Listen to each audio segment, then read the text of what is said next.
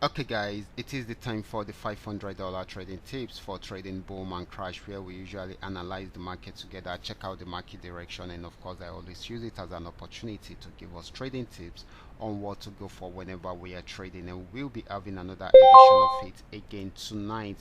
Okay, but before we go fully into it, I will like you guys to know that this video is for educational purpose, and if you love the content you are getting from here, can you give me a follow right now, like this video and share this video with friends and family. Okay, so quickly let's go straight into what we have right here. These are the assets that we'll be checking out. Everything I will be doing in this video is going to be based on my own personal analysis, trading tools, and the exact time frame I will be using.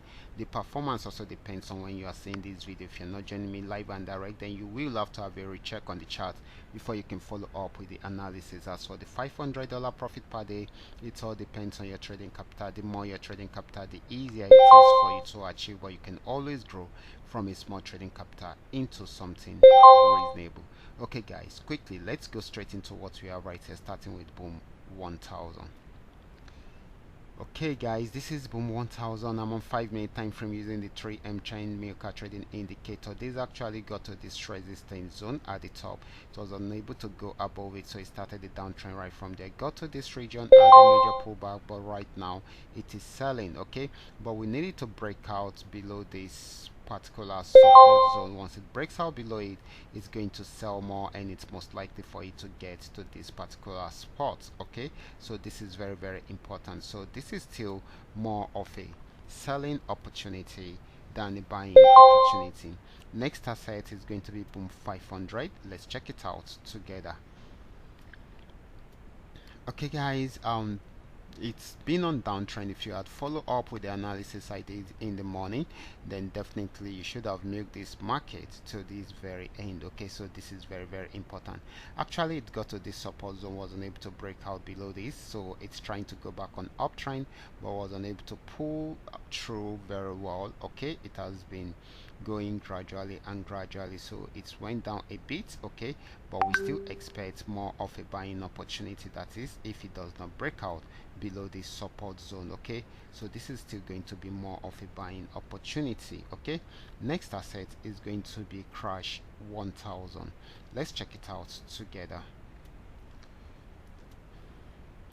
Okay guys, this is crash 1000, and of course this actually came on downtrend but got to this support zone and went back on uptrend, and of course guys, it has gotten to this region, wasn't able to break out above it, so it is crashing down at the moment. Okay, so this is going to be giving us more of a selling opportunity than a buying opportunity. Next asset should be crash 500.